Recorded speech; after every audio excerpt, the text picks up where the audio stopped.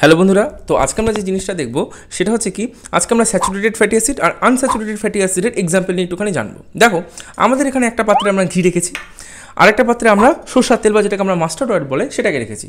দেখতে পাচ্ছ এখন রুম টেম্পারেচার আছে। রুম টেম্পারেচারে ঘি কিন্তু আমাদের একটু হলেও সলিড, তাই না? কিন্তু আমরা বলতে পারবো যে সরষের তেল সলিড আছে। এর পেছনের কারণটা কি, চলো জানা যাক। দেখো, যেটা হচ্ছে স্যাচুরেটেড ফ্যাটি অ্যাসিড, সেটাতে কোনো কিন্তু ডবল বন্ড থাকে না, অর্থাৎ এটা কিন্তু সহজে কিন্তু ব্রেক করা যায় না। সেই জন্য কিন্তু ডাক্তাররা স্যাচুরেটেড ফ্যাটি অ্যাসিড সোর্সের খাবারটা খেতে বারণ করে, ঠিক আছে? কারণ এটা আমাদের হার্টে গিয়ে কোলেস্ট্রল জমা হতে পারে, তাতে আমাদের অনেক কিছু ক্ষতি হতে পারে, হার্ট ব্লকেজ হতে পারে। অপরদিকে যেটা আমাদের কি সোর্স অফ, যেটা অলিভ অয়েল হতে পারে বা মাস্টার্ড অয়েল হতে পারে, যেটার কি সোর্স অফ ভেজিটেবল, যার সোর্স হচ্ছে ভেজিটেবল, সেটা যদি আমরা খাই তাহলে কিন্তু সেক্ষেত্রে দেখো এখানে আনস্যাচুরেটেড ফ্যাটি অ্যাসিড, মানে এখানে ডবল বন্ড দেখতে পাওয়া যায়, ঠিক আছে? তাহলে কি এটা সহজে ব্রেক করে, সেই জন্য এটা কিন্তু আমাদের বডিতে সঞ্চয় হয় না।